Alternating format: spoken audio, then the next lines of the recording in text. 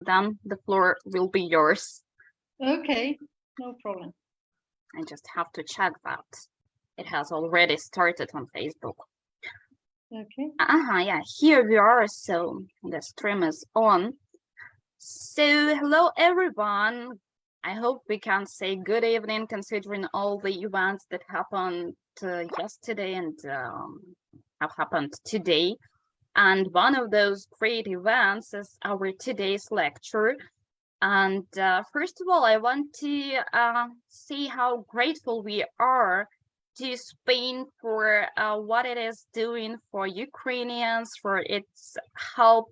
I mean, not only the weapon, but humanitarian help. And of course, we are really grateful to Spanish Fulbright Association, who have helped a lot to Ukrainian Fulbrighters. And first of all, we are really grateful for the cooperation we've started. And of course, we are grateful to Miriam, who is our today's speaker. And I want to introduce you Dr. Miriam Lopez Rodriguez, who is an associate professor in the Department of English, French, and German Philology at the University of Malaga, Spain. There she teaches American literature and coordinates the research group on American studies. Moreover, Dr. Miriam Lopez Rodriguez is currently the Deputy Vice President for Social Projection at the University of Malaga. And moreover, we have to admit that Dr. Miriam Lopez Rodriguez, has already given a lecture to Ukrainian students, the students of Kyiv National Linguistic University, and they are all really grateful to her, and they are all interested in the material presented. So thank you, Miriam. Thank you all those guests who have joined us via Zoom. And I want to remind to Ukrainian viewers that if you have the sirens, just go to the shelter and you will be able to watch the lecture afterwards because it will be recorded. But if everything is fine, just leave your questions in the comments under the video, and we will be able to answer these questions at the end of the lecture. So we will come back to your questions if there are any. So thank you, Miriam. The floor is yours, and I just will show the presentation when you say your words. Okay, so I'm hiding and I'm sharing the presentation. Great. You're welcome to start. Okay, well, I just begin by saying thank you to Oksana. Thank you for the Ukrainian Fulbright Circle for inviting me to give this lecture. And please feel free to ask as many questions as you want. I'll try to answer them.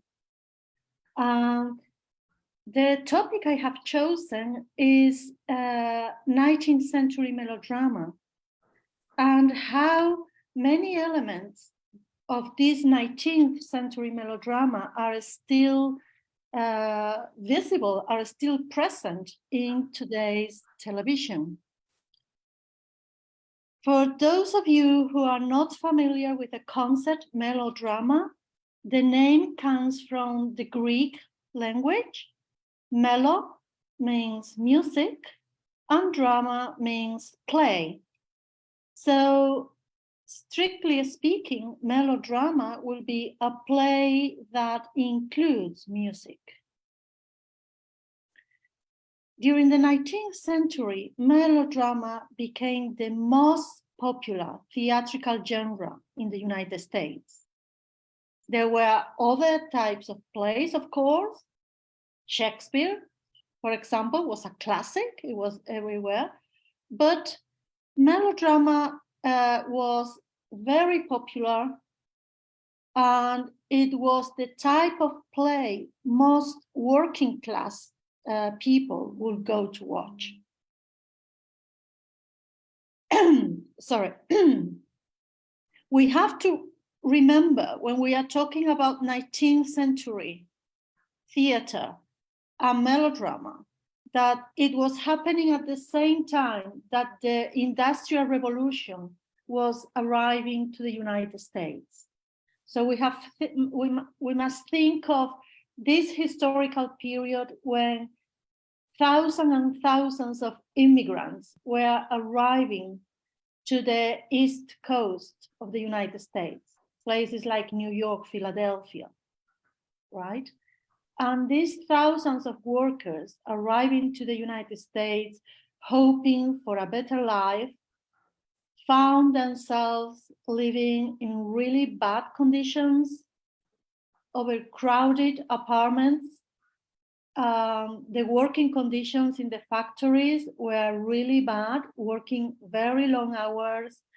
Well, to be honest, they were exploited, working very long hours in very difficult conditions, and the salaries were not great. So the dream of going to America, well, was not really, reality was not that close to the dream, to put it mildly. And for these people having a regular salary, going to the theater was probably the only nice moment during the whole week, right? And for them, it meant a lot, going to the theater, going to watch a melodrama. And theater managers were aware of this implication. They were aware of the situation of these thousands of workers, thousands of new immigrants. And this is something that we are going to see, this connection between workers' situation and melodrama, okay? Of the many characteristics of melodrama, some, like, for example, it usually had 2, 3, or 4 acts, but it was very strange, very rare for melodramas to have 5 acts. 5 acts were reserved, if you want, for what we can play serious drama, Shakespeare and the like, right? The drama that was for middle class and upper class, but not melodrama, right? That will never have 5 acts. A second characteristic of American melodrama was that a single play will contain many characters, many locations. The main plot, the main story was intertwined with subplots. So we have the story of the protagonist, and at the same time, we have the story of the servants or the neighbors or something like this. And also connected with this, the many characters, the many locations, the many plots going on at the same time, it was also the idea of covering lengthy periods of time. So maybe act number 1 was happening when the protagonist was a young boy, and act number 2 will be when the protagonist is already an adult, right? Things like that. Long periods of time covered during the story. Characteristic number 3 is that melodramas present a simplified universe. And what do I mean by simplified universe? Well, characters are not treated in depth. So either you are good or you are evil. And what you do is either right or wrong. Everything is black or white. There is no gray zone in melodramas, right? And if you are good, you are very, very good. I will say that sometimes you are so good you can be stupid. And if you are evil, you are really wicked. All right? So it's the hero is really good. It never no bad idea ever crosses his mind, right? He will not even give a little lie. Characteristic number 4 is the use of special effects. Many 19th century melodramas will include fires, floodings, earthquakes. And well, I'm talking of special effects, but this is not Star Wars. This is 19th century special effects, all right? So if there is a flooding, it's just someone throwing buckets of water from behind the curtain. If there is a fire, there is no real fire, right? It's just a screen of red fabric moving up and down, right, to represent the flames. So they were very, very basic special effects, but the public loved those special effects, right? For them, it would be amazing that they could see that on a stage. Characteristic number 5 is the use of stock characters. That is, it is very easy when you watch the play begin to identify there is a hero, maybe there is also a heroine, there is a villain, there is the loyal servant who is going to be with the hero, doesn't matter what. There is a villain's accomplice. Usually, this villain accomplice can be a very wicked servant. And sometimes we also have the femme fatale. This woman who is very attractive and she's going to use her sexuality to attract the hero, right? And to manipulate the hero. Characteristic number 6 is that the costumes help the audience identify the characters. So as soon as the actor or actress came on a stage, the audience could identify he's the hero, he's the villain, she's the heroine, she is the femme fatale. So the villain, for example, will very often be dressed in black. The heroine will be dressed in light color, usually like pastel colors, while the femme fatale could be dressed in red or black, looking very provocative, right? And why it is important that the characters are easy to identify? Well, remember what I mentioned at the beginning of how most members of the audience for melodrama were working class people. Well, many of these working class people were immigrants, not necessarily speaking good English, right? So they would go to the theater to watch melodramas, and it was good for them to find, let's say, assistance to understand the play, to follow the play, right? So the costumes, the way the characters were dressed, the way the actors were dressed, it will make easy for the immigrants to identify he's a hero, or she's a heroine, right? Or the villain or whatever, right?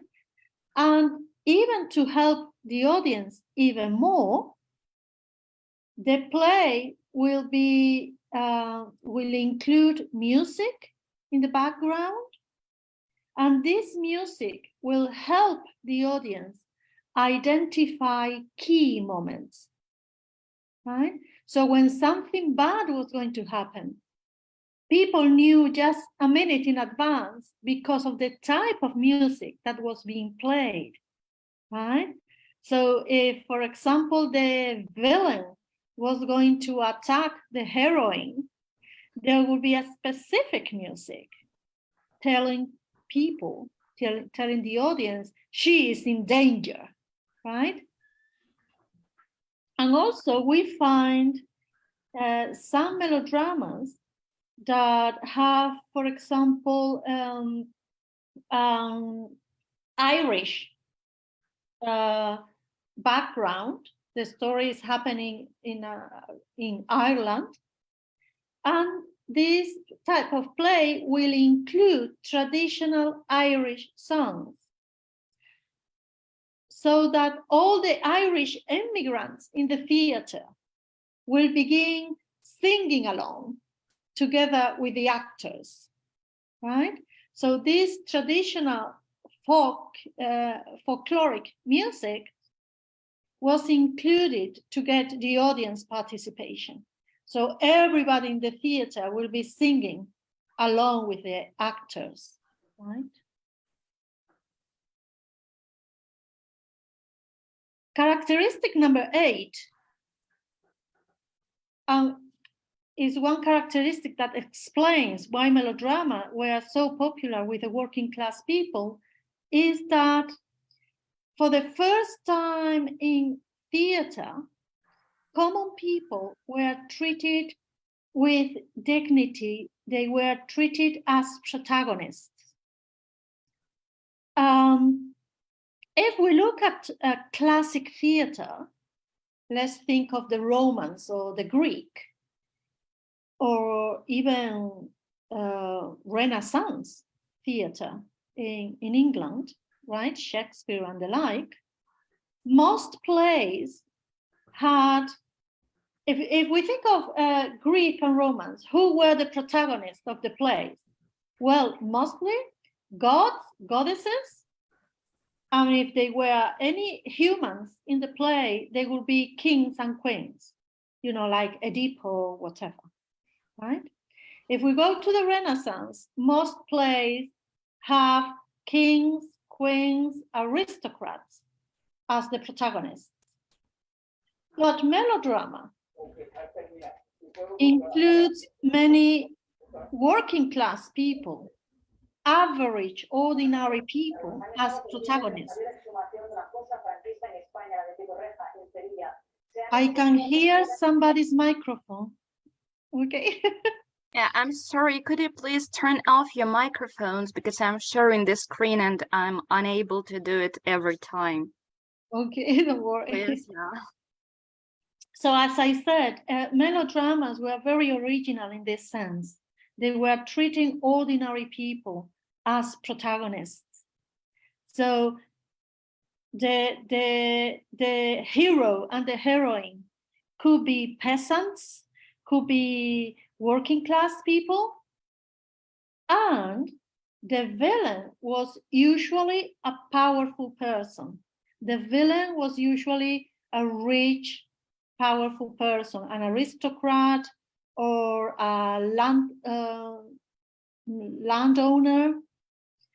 And so this was very important for the audience because they were working class.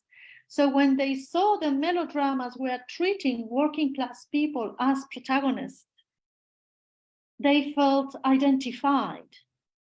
And remember, most melodramas have a happy ending, with the protagonist punishing, destroying the villain.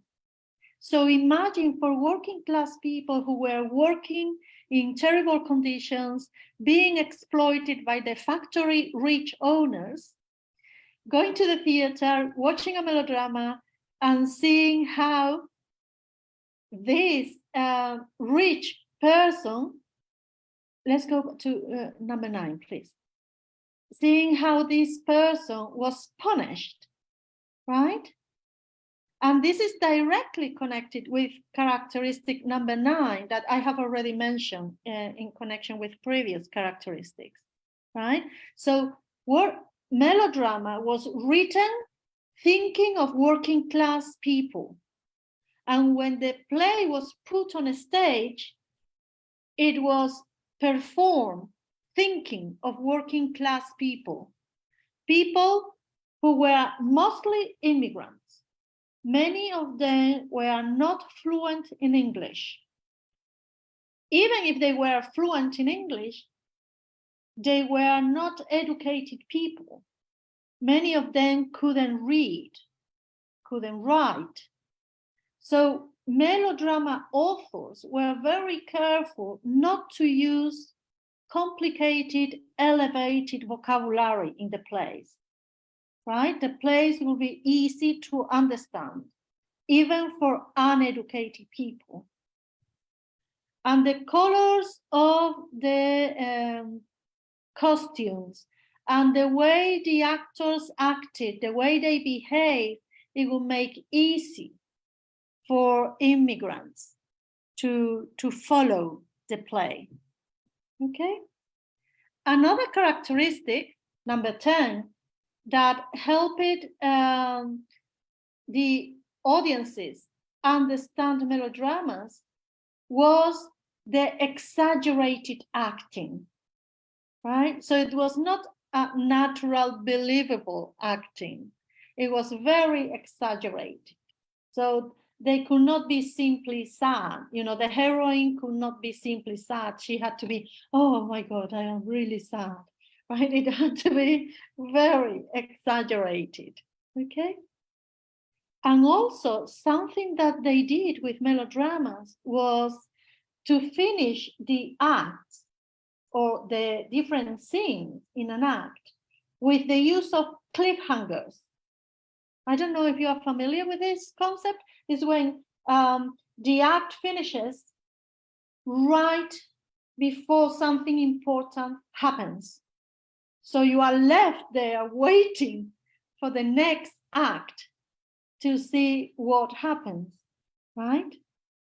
So even if you had an act performed and there was a recess, there was a break in the play, the audiences will be there waiting for the next act because they wanted to know, you know, the hero has been attacked. Is he alive or not? Has he survived or not?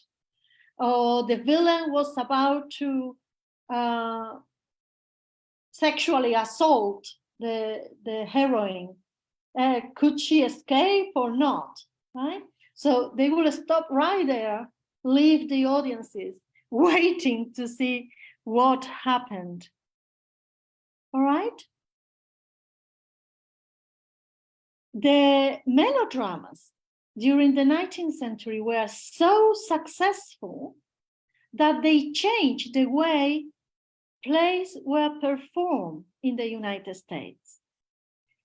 Before the melodrama, a theater will have the same play being performed only for 2 or 3 days, and then another play for 2 or 3 days, and then maybe a magician, and then maybe a singer, right?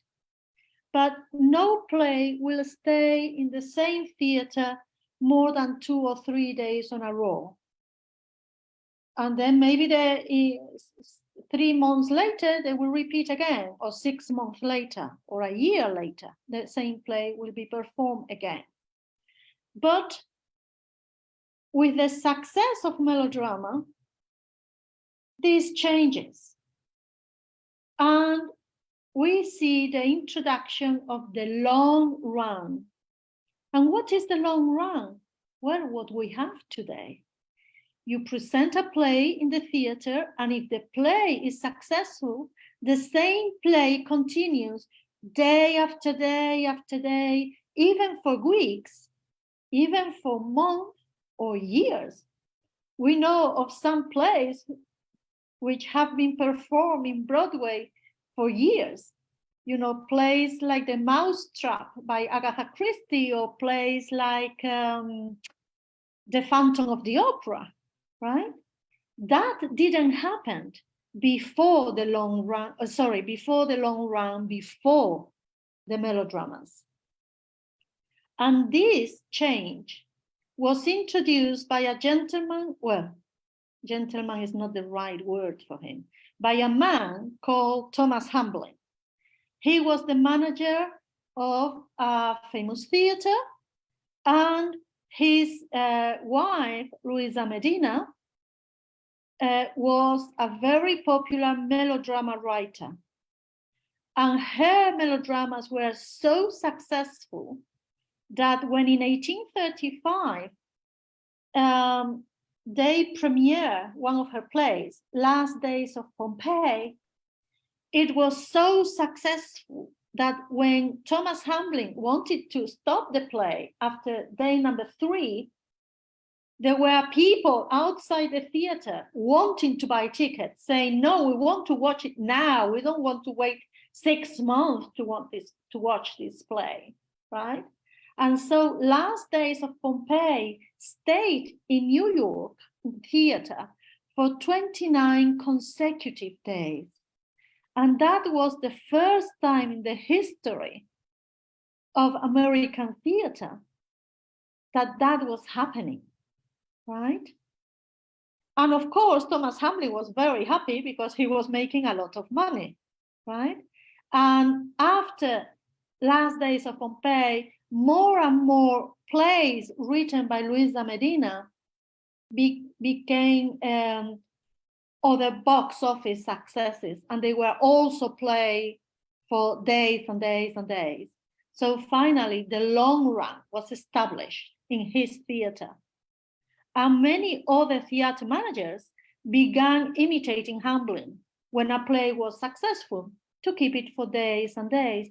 And that had a very positive side effect on theater, on American theater. Because think of the previous situation. An actor will be performing Hamlet for 3 days and then performing something by Luisa Medina for other 3 days. And then a month later, 2 other different plays. So they were not really acting well, and they didn't really have time to memorize the plays properly, right? And also, theater companies will have the same costumes for many plays. So it was, this is the dress for the heroine. It doesn't matter if it's Juliet, Ophelia, or whoever. It's going to be this dress. And the villain is having this dress for all the plays we perform through the year. And if we have any props on a stage, we will have a castle or a living room or whatever, and it's going to be used every week. It doesn't matter which play we are having. But if you have the long run with the same play for many consecutive days, that means that the theater manager can spend more money on costumes just for Hamlet and other costumes just for Luisa Medina melodrama, right? And the same happens with the props.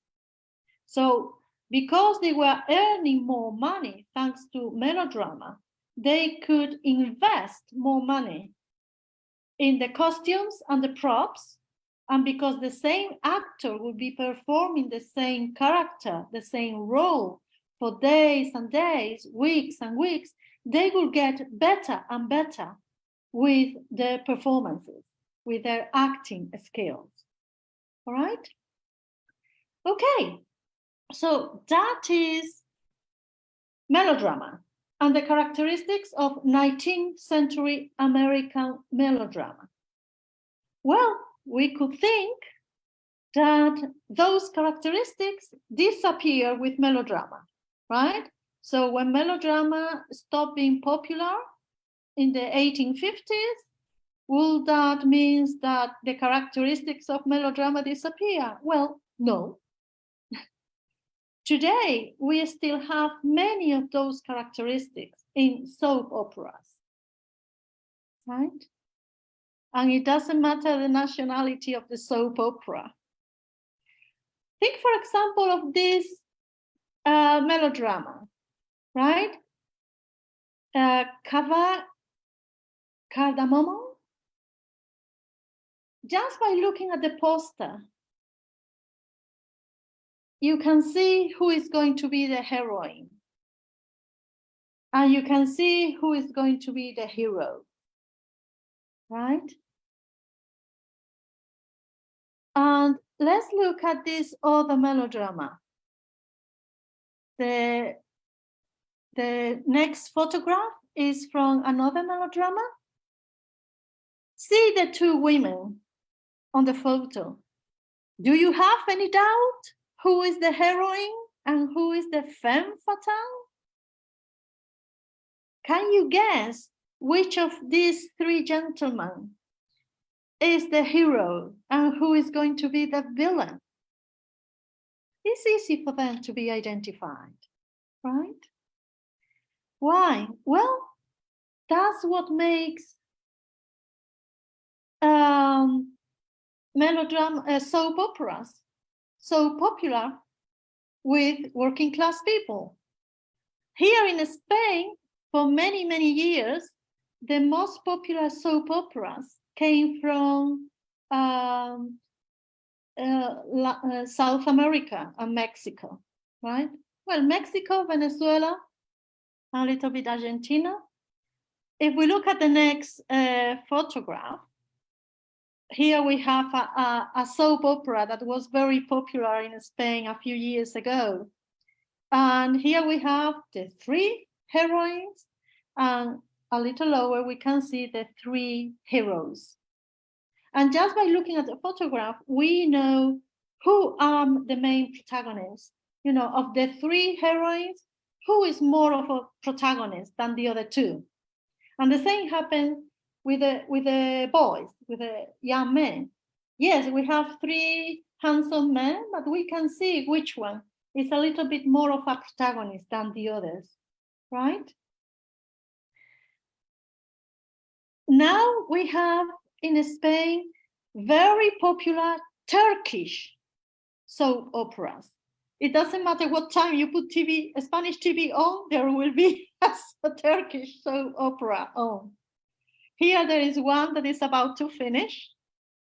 And well, just have a look at the photograph. Clearly, can you see which woman is the protagonist and which women are the antagonist? And you can guess which two men are protagonist, the hero or the hero's friend. And you can see which guy is going to be the villain, right?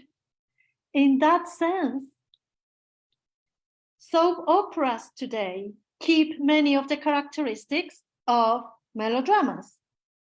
Think of, for example, of characteristic number 2 of melodrama. Remember the many characters, the many locations, the subplots, and the lengthy period of time.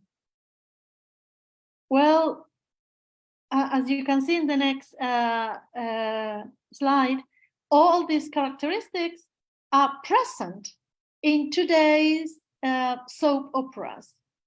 Think of any soap opera is going to have many characters. No soap opera is just 3 or 4 characters. No, they have many characters. And there will be many locations, right? Things will not be happening always in the same room. They will move from one room to another, from one house to another, and we will have subplots. We will have the story of the hero and the heroine, but we will also have the stories of the servants, the best friends, and so on. Another characteristic that is presented is characteristic number 3 we saw before, the simplified universe. If you look at some of these soap operas, for example, the heroine, she's so good that she cannot lie. So she's going somewhere and she says to the villain, "Oh, I'm going there." So the villain will be there waiting for her to attack her. Why did she tell him? How can she be so stupid to be giving him that information? Well, because she has to be so good that even a simple lie is out of her character, It's not possible for her, right? And the evil character, the villain, is going to be so evil that, well, it seems like there is no ethics, no morality in anything he does. There is no, it's like as if being good was impossible for him, right? So that characteristic that we saw in 19th century melodramas are present in 20th and 21st century soap operas. And the same happens with characteristic number 5, the use of stock characters. Just when we finish this talk, go to the TV if you can and look for a soap opera. A soap opera you have never watched. It doesn't matter if that soap opera is in episode number 5 or episode number 500. It doesn't matter. Watch that soap opera for 5 minutes. Just 5 minutes. And I promise you will have no problems identifying who is the hero, who is the heroine, who is the villain, who is the femme fatale. Because they are stock characters, they are simple, easy to identify. Also think of the way actors in soap operas are dressed. If you look at the heroine, you will see her with very little makeup, right? She looks most of the time as she has just washed her face, come out of the shower, hardly no makeup. But if you look at the seducer, the femme fatale, the female villain, she's covered in makeup. Even when she's supposed to be sleeping, she's covered in makeup, right? And the heroine will be dressed in simple dresses, very modest, right? So it's not too tight to the body, or the neck is not very low, so you cannot see any cleavage. That's the heroine. But if you look at the villain, at the female villain, she will be dressed in a dress that is basically one size too tight for her, right? The dress is very tight, and the cleavage is, you can see her cleavage, you know, the neck is really low. She's very, very provocative, right, in the way she dresses. And also something that we find not only in soap operas, but also in cinema, is the music helping the audience identify key moments, right? Think of a film. It begins, and just by the music you have in the background, you immediately can identify this is going to be a comedy or this is going to be a tragedy, right? Imagine you're watching a film when you have the protagonist sitting and she's busy writing or reading, and there is a window behind her, and you can see the curtain that is moving a little bit. The music is going to tell you if something bad is going to happen to her, if somebody is attacking her, if somebody is breaking into her house. The music is anticipating what is going to happen. We had that in the 19th century melodrama, and we have it today in the cinema and also in TV series, right? We also have the same characteristic number 8. We find that many soap operas have common people as protagonists, and they are treated with dignity, and what happens to them is important. And this is because, characteristic number 9, soap operas are directed to working class people, right? Especially to women, to housewives. Do you know why soap operas are called that way in English? Well, because when the first TV series were created and these serial dramas were put on a screen, right? They were broadcasted during working hours, when most of the people who could watch those TV series were housewives, the ones that were at home. And all these TV series were originally sponsored by soap companies, by detergent companies, right? So the housewives will be cleaning, cooking, or whatever. They will have the TV on, and they say, all right, and now we have this TV series that has been brought to you by whoever, the name of a soap or a cleaning product, right? We also have in soap operas the characteristic number 10, the exaggerated acting and the cliffhangers. If you ever watch a soap opera, you will see that the acting is not very natural, is exaggerated.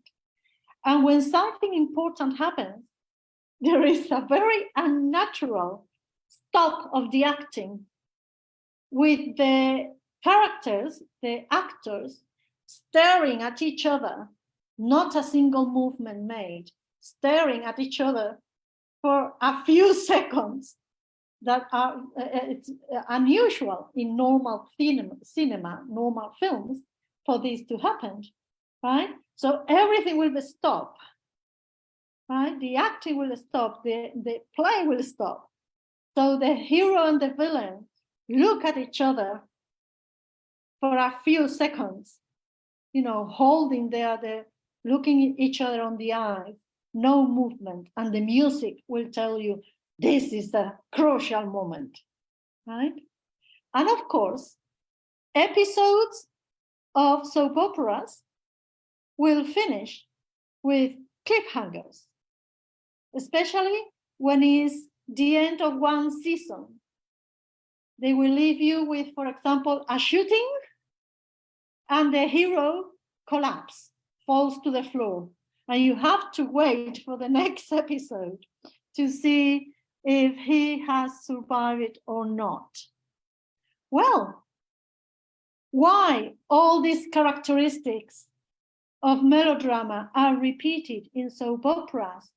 For one single reason: because they have the same target audience, working class people, right? So serial dramas on TV that are focusing on working class people will repeat the same characteristics of the melodramas of the 19th century. So they will not use very complicated vocabulary. They will make the characters easy to identify. If you are watching a soap opera and then you cannot watch it for 3-4 days because you are very busy, it doesn't matter. You come back after 5 days, you connect, you watch it, and after 5 minutes, you know what happened. You are not missing much, right? And because soap operas are designed for working class people, is why they are so successful, just the same way that melodramas were successful with immigrants in the 19th century in the United States. Well, that was it. I hope you have learned a little bit about melodramas and soap operas. I hope you enjoyed. Of course. Thank you, Miriam. Thanks a lot. And before I look whether there are any questions from our viewers. Let me ask a question. So you, or a few actually, you've mentioned that, first of all, American theater, especially melodramas, and afterwards the soap operas, were created for the immigrants. And I had an honor to translate Blair Rubel's book, The Muse of Urban Delirium, where he mentioned that actually American theater was created by immigrants. So do you agree with the fact that it was created by immigrants and for the immigrants? The first companies to tour in the American colonies and later in the United States were mostly British companies, British theatrical companies. Many of them tour the United States or tour some of the most important cities, New York, Philadelphia, Boston, Chicago, and then they will go back to Britain. But many of those companies, after touring, decided to stay. And so the first American companies, theatrical companies, were created by British actors and theatrical managers. Oh, sorry. It's just the sound of our video, yeah. Sorry. No problem, no problem. So the origin of theater in the States was very much British theater companies, British actors, and many of the playwrights were immigrants or newly arrived immigrants. It took a few decades for the actors and the companies to be born in the USA. I cannot hear you. Yeah, sorry. You mentioned that actually the target audience is the working class. And my question is the following. If we are aware that the characters are flat, not dynamic, yeah? The plot is simplified and everything is predictable even when we watch the poster or listen to the soundtrack. What makes people still watch the soap operas? Is it the feeling of togetherness mentioned by some psychologists that appeared with melodrama, with a soap opera, but was not typical for the melodrama? Or is it just the way to make, to simplify the life, actually, not to think? You know, I first remembered the characters of the absurd theater who said that thinking is dangerous. And is it still so in the 21st century? So what are the psychological reasons for people to continue watch these soap operas? Well, in the first place is the idea that doesn't matter how humble you are, you could be the protagonist, right? That your life is important enough to be at the center of a TV series. Another characteristic that is important is that it doesn't matter how much suffering you go through, eventually the villain will be punished. Eventually the hero and the heroine will get together, they will win. Psychologically, that is important. It was important for the immigrants exploited during the Industrial Revolution. It's important for nowadays workers who may feel exploited.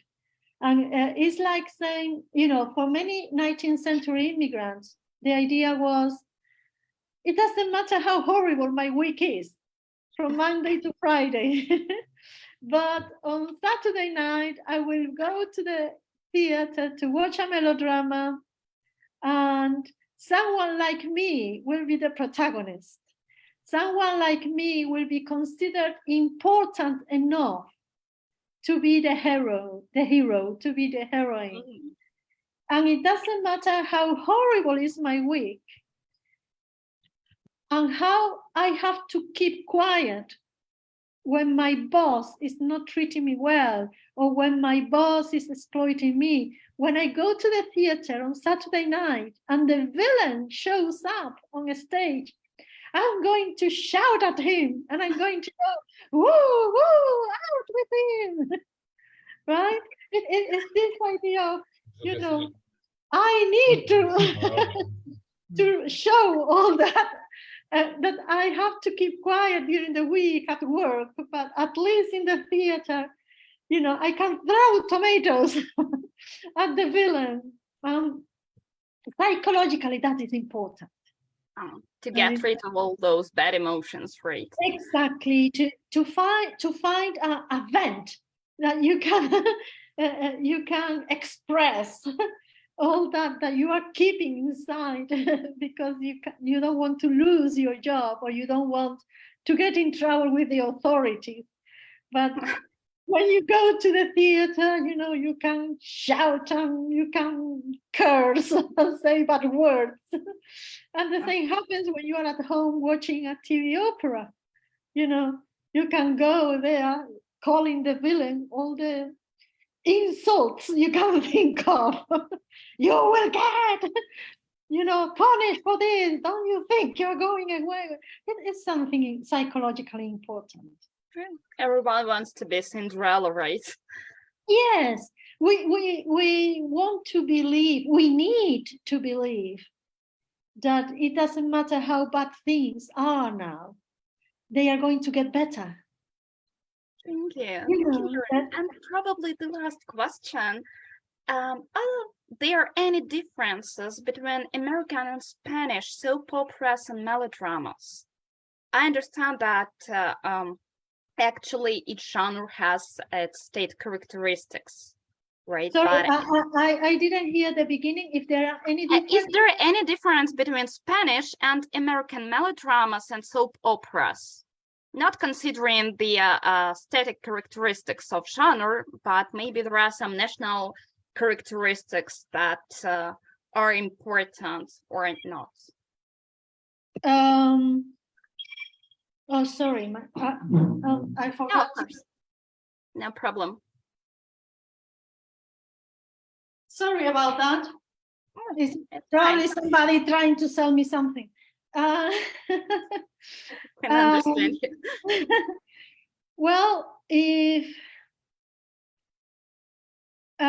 we look at the different soap operas from different countries, you know, like coming from the USA, coming from Spain, coming from Turkey, coming from Hispanic-speaking countries like Mexico, Venezuela, you are going to find many of the characteristics of that society reflected on the soap operas.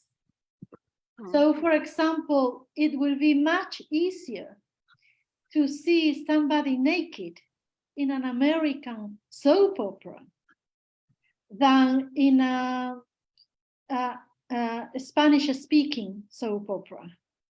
And certainly, you will never find a naked woman in a Turkish soap opera. Well, because it's a reflection of their society, right? If you watch an American soap opera, there is no censorship regarding the kissing of the actors.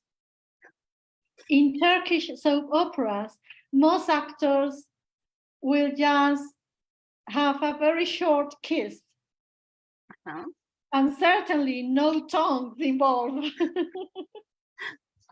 Just because a Turkish society will not consider that acceptable, right? And when, for example, two characters have a sexual relationship in Turkish soap operas, it will be insinuated. It will be, you will find the two characters holding hands and going to the room together. and then they come out of the room. And you have to imagine what happened there. But you will not find any explicit images. But you find those images in American, USA TV series.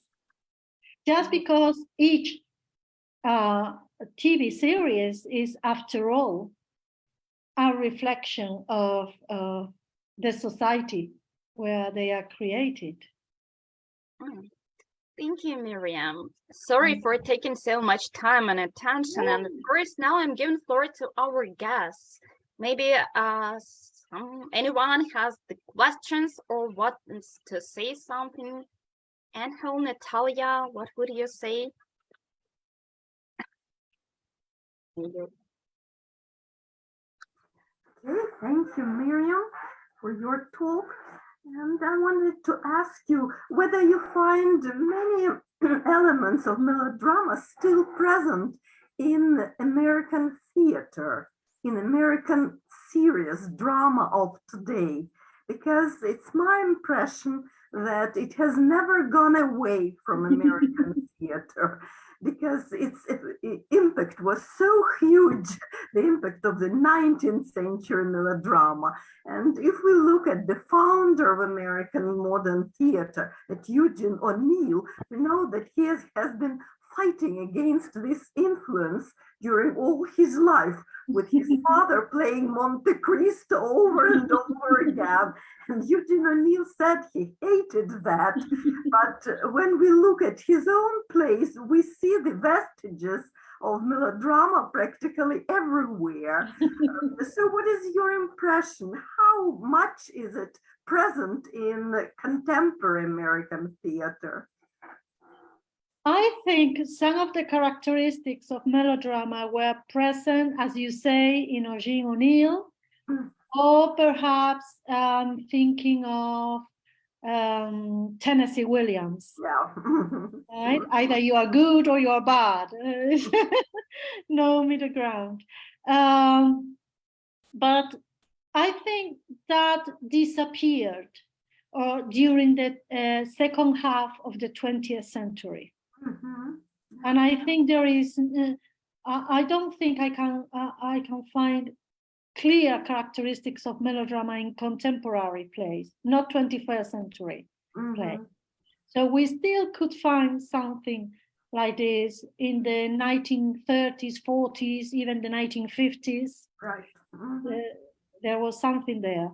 But I think that during the second half of the 20th century, and certainly during the 21st century, those melodrama features have been kept away. Thank you. You're welcome. Well, thank you, Miriam. Thank you, Natalia. Any other questions or comments? No? Anything to add? Anyone? No? Okay. So, as far as I can see, we have no questions from those viewers who were watching this stream on via Facebook. But anyway, there will be more views in a few days, and if you have any questions, you can leave your comments afterwards, and we will find a way how to answer, I presume. Thank you, Miriam. Thank you for the participation. Thank you for cooperation and for such an informative and deep lecture. And we hope that it's not the last time when we meet, because we are going to start an international project, and that's what we are going to discuss afterwards, right? So thank you. It was just the beginning, the spoiler, I would say, for future cooperation. So we want to thank anyone who, everyone actually, who have joined us either via Zoom or via Facebook. And we are grateful to Ukrainian army that we have an opportunity to have this stream today. And of course, we want to say how grateful we are to our Western partners. I mean, all the countries that support Ukraine these days. That is very important for us, and we appreciate every gesture, we appreciate every act, and we are really grateful that we can see all of you via Zoom today, and let's continue even in the peaceful time, I hope. So thank you, Miriam. I just want to say it has been a real pleasure. You know, I'm happy to collaborate with any Ukrainian colleague. And well, stay safe and glory to Ukraine. Thank you, Miriam. So here I start the stream, I guess. Just a second.